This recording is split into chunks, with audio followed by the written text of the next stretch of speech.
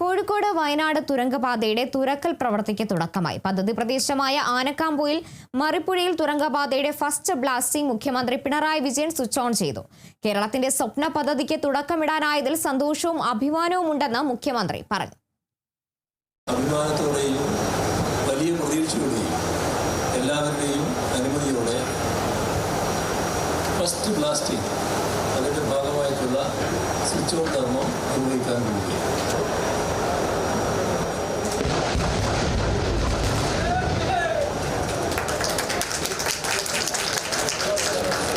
ആനക്കാംപൊയിൽ കള്ളാടി മേപ്പാടി തുരങ്കപാതയുടെ കോഴിക്കോട് ജില്ലയിലെ തുടക്കമായ മറിപ്പുഴയിലാണ് ആദ്യത്തെ ബ്ലാസ്റ്റ് നടന്നത്.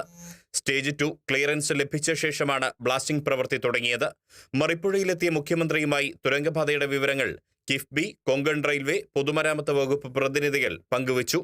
കേരളത്തിന്റെ സമസ്ത മേഖലകളിലും തുരങ്കപാത സ്വാധീനം ചെലുത്തുമെന്ന് അധ്യക്ഷത വഹിച്ച പൊതുമരാമത്ത് ടൂറിസം വകുപ്പ് മന്ത്രി PA മുഹമ്മദ് റിയാസ് പറഞ്ഞു.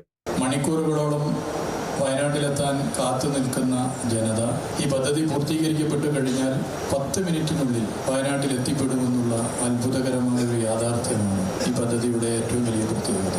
കർണാടകയുടെ തലസ്ഥാനമായ ബാംഗ്ലൂരിൽ നിന്നും ഈ കേരളം കൂടുതൽ അടുത്തിരിക്കുകയാണ്. കേരളത്തിന്റെ സമസ്ത മേഖലകളിലും ഇതിന്റെ പ്രതിഫലനം വളരെ പോസിറ്റീവായി ഉണ്ടാകും എന്നുള്ളതൊരു വസ്തുതയാണ്. ഇവിടെ ബഹുമാനപ്പെട്ട MLA പറഞ്ഞത് ഒന്നും ആവർത്തിക്കുന്നില്ല. ഒട്ടേറെ പ്രതിസന്ധികളും ചില പ്രയാസങ്ങളും ഈ പദ്ധതിയുടെ ഭാഗമായി ഉണ്ടായിരുന്നു. യഥാർത്ഥത്തിൽ ഈ ബ്ലാസ്റ്റിംഗ് അനാവശ്യ വിവാദങ്ങൾക്കും പ്രതിസന്ധികൾക്കും നേരെയുള്ള ബ്ലാസ്റ്റിംഗ് കൂടിയാണ് എന്നുള്ളതൊരു യാഥാർത്ഥ്യമാണ്. പദ്ധതി 4 വർഷം കൊണ്ട് തന്നെ പൂർത്തീകരിക്കുമെന്ന് KIIFB executive director KP Purushothaman Kerala vision ന്യൂസിനോട് പറഞ്ഞു. ഇന്നത്തെ ദിവസം എന്ന് പറഞ്ഞാൽ ഒരു ടണൽ നിർമ്മാണത്തിനെ സംബന്ധിച്ചിടത്തോളം ഏറ്റവും അധികം പ്രത്യേകതയുള്ള ദിവസമാണ്. ബ്ലാസ്റ്റിംഗ് ആണ് ഇത് നടക്കാൻ പോകുന്നത്. ബഹുമാനപ്പെട്ട മുഖ്യമന്ത്രി അതിൻ്റെ സ്വിച്ച് ഓൺ കർമ്മം നിർവഹിക്കുന്നതായിരിക്കും. ടണൽ ബ്ലാസ്റ്റിംഗ് എന്ന് പറയുമ്പോൾ ഫസ്റ്റ് ബ്ലാസ്റ്റിങ്ങിൽ നമ്മൾക്ക് കരുതൽ വേണ്ടുന്നത് അത് വളരെ നിയന്ത്രിതമായിട്ട് മാത്രമേ ബ്ലാസ്റ്റിംഗ് ചെയ്യാറുള്ളൂ. അതുപോലെയാണ് നമ്മൾ അതിൻ്റെ എല്ലാ കരുതലുകളും കണ്ടുകൊണ്ടാണ് ഫസ്റ്റ് ബ്ലാസ്റ്റിംഗ് നമ്മൾ ഇന്ന് ചെയ്യുന്നത്. ഇത് ബ്ലാസ്റ്റിംഗ് നിർവഹിക്കുന്ന കർമ്മം ചെയ്യുന്നത് നമ്മുടെ മുഖ്യമന്ത്രി ഈ കാണുന്ന സ്ഥലത്ത് വെച്ചാണ്. അത്രയും സേഫ് ആയിട്ടുള്ള ഒരു ഡിസ്റ്റൻസിൽ വെച്ചാണ് നമ്മൾ ഇതിന്റെ ഫസ്റ്റ് ബ്ലാസ്റ്റിങ്ങിന്റെ നിർവഹണം ഇന്ന് നടത്തുന്നത്.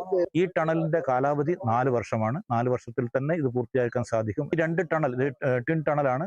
ഈ 2 ടണൽ എന്ന് പറഞ്ഞാൽ 4 നമ്മുടെ ടണൽ ഫേസ് നമുക്ക് കിട്ടുന്നതായിരിക്കും. ഈ സൈഡിൽ ആനക്കാംപൊയിൽ സൈഡിൽ 2, അതുപോലെ തന്നെ മേപ്പാടി സൈഡിലും 2 ഫേസുകൾ ഉണ്ടായിരിക്കും. അപ്പോൾ 4 സ്ഥലത്ത് വെച്ച് നമുക്ക് ബ്ലാസ്റ്റിങ്ങുമായിട്ട് മുന്നോട്ട് പോകാൻ സാധിക്കുന്നതായിരിക്കും.